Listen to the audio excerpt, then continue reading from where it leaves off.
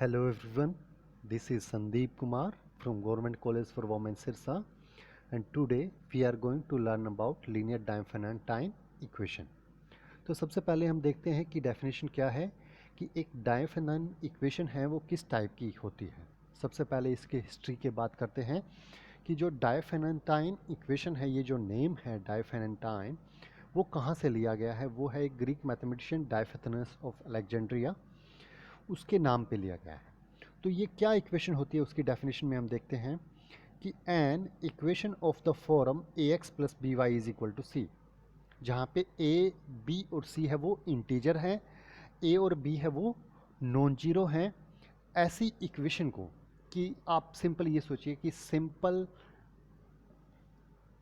Two variable में equation है linear और विद इंटीजर कोफिशिएंट्स, तो ऐसी इक्वेशन को हम कहते हैं लीनियर डायफेनेटाइन इक्वेशन।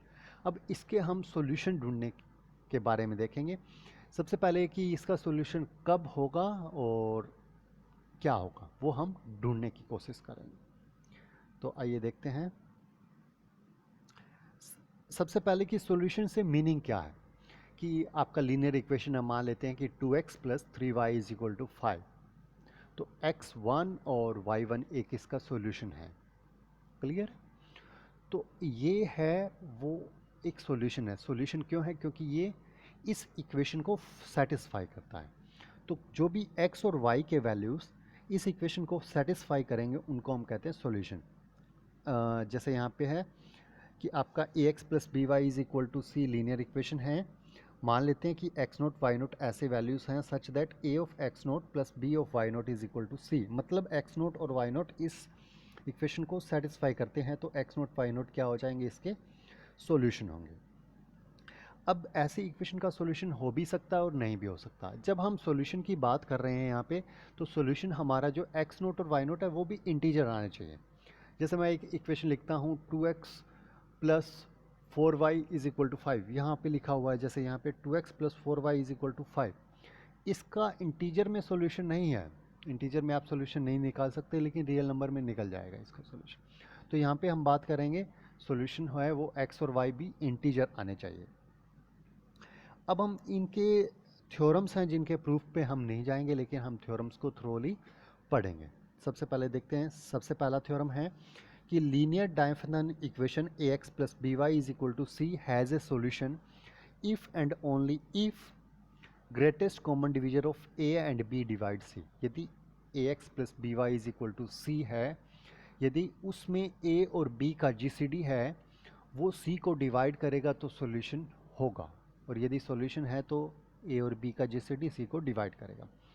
तो necessary and sufficient condition for linear Diophantine equation a x plus b y is equal to c के सॉल्यूशन होने के लिए क्या होना चाहिए कि GCD of A and b हम निकालेंगे, वो यदि सी को डिवाइड कर रहा है तो इसका सॉल्यूशन होगा, नहीं तो नहीं होगा।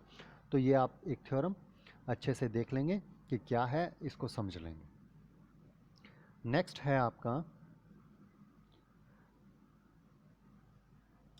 थ्योरम 2 है कि दो इंटीजर हैं A and B are relatively prime. Relatively prime है तो उनका जीसीडी क्या होगा, 1 होगा।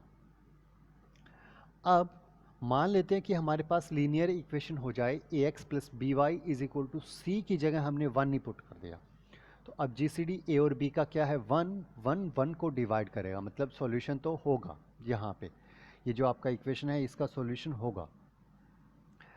तो two integer a and B are relatively prime, तो GCD of A and b is 1 if the linear Diophantine equation has a solution. यदि इसका solution a x plus b y is equal to 1 का solution होगा तो ए और B क्या होंगे, relatively prime होंगे। ये तो लास्ट थ्योरम से भी हो रहा है आपका। यदि वो रिलेटिवली प्राइम है तो जीसीडी 1 है, तो इसका सॉल्यूशन भी a x plus b y is equal to c का ही सॉल्यूशन होगा, तो इक्वल टू 1 का भी सॉल्यूशन होगा। नेक्स्ट देखते हैं हम।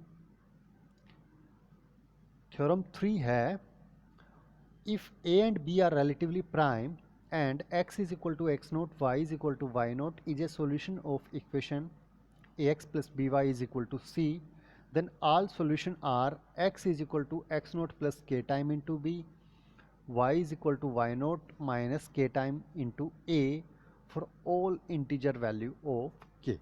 तो मतलब जब सॉल्यूशन होंगे तो वो सॉल्यूशन क्या होंगे, बहुत सारे होंगे। यदि मान लेते हैं कि आपको x नोट और y नोट एक सॉल्यूशन मिल गया है, तो इस तरह से आपका अनदर सॉल्यूशन होंगे x नोट प्लस के टाइम इंटू बी और y नोट माइनस के टाइम इंटू ए, ये भी आपके सॉल्यूशन होंगे।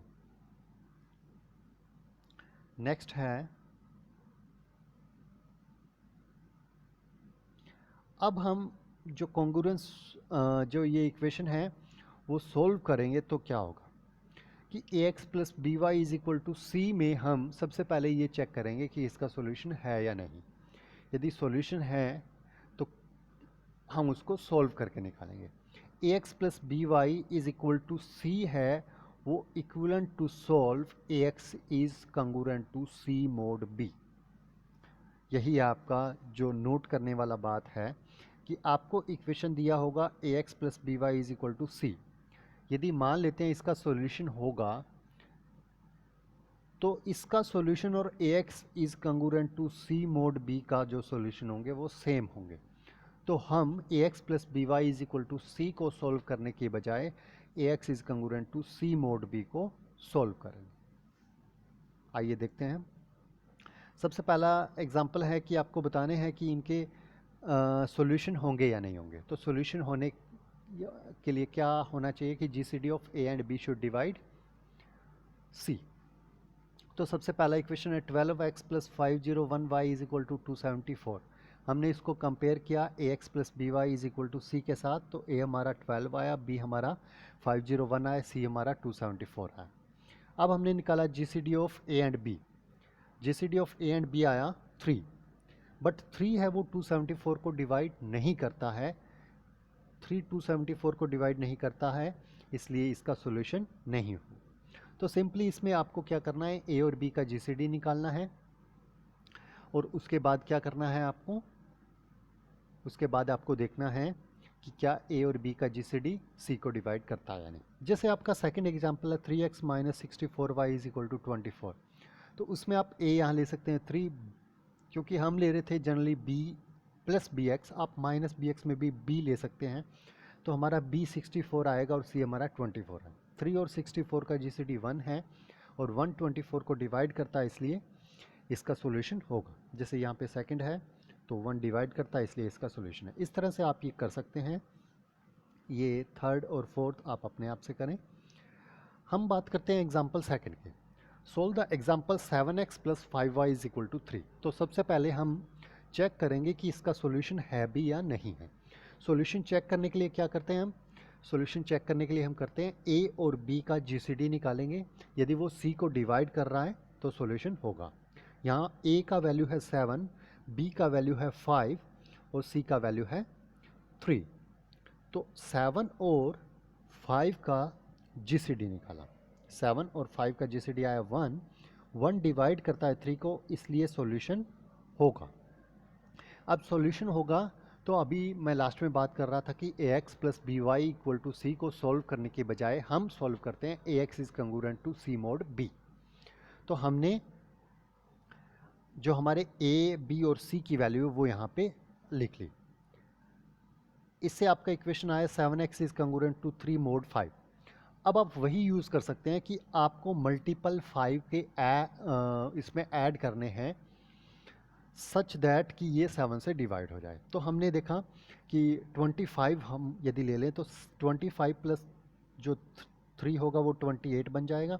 तो 7x is congruent to 28 mode 5। 7 और 5 का जीसीडी 1 है, इसलिए हम डिवाइड कर सकते हैं। तो x is congruent to 4 mod 5। तो इसके सारे के सारे सॉल्यूशन किस टाइप के आ जाएंगे, x is equal to 4 plus 5 के। अब आप y का वैल्यू यहाँ से निकाल सकते हैं इस तरह से कि इक्वेशन में हमने x का वैल्यू 4 प्लस 5 के पुट किया, तो 5y इज इक्वल टू आ गया -25 माइनस 35। तो 5 से डिवाइड कर सकते हैं, इसलिए -5 माइनस 7 के क्या आ गया इसके y का वैल्यू। तो इस तरह से आपके x और y के वैल्यू आ जाते हैं।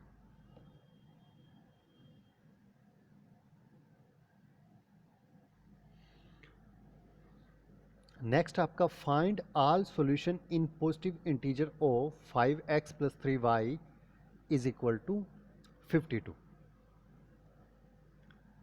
तो जो इक्वेशन है वो है 5x plus 3y is equal to 52।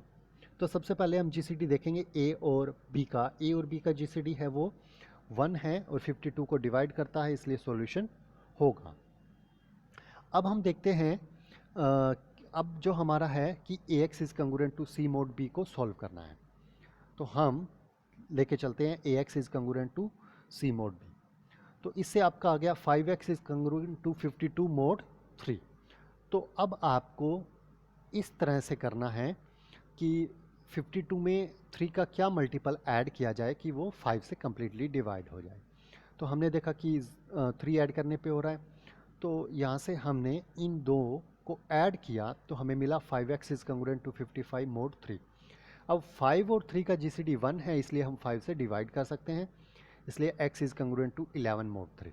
तो यहाँ से हमारा आ गया कि x is equal to 11 plus 3 के।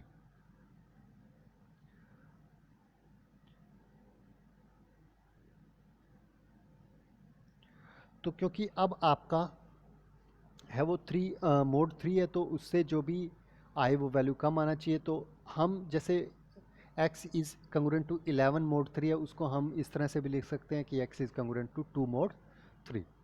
तो इससे आपका सोल्यूशन आ गया x is congruent to 2 mod 3।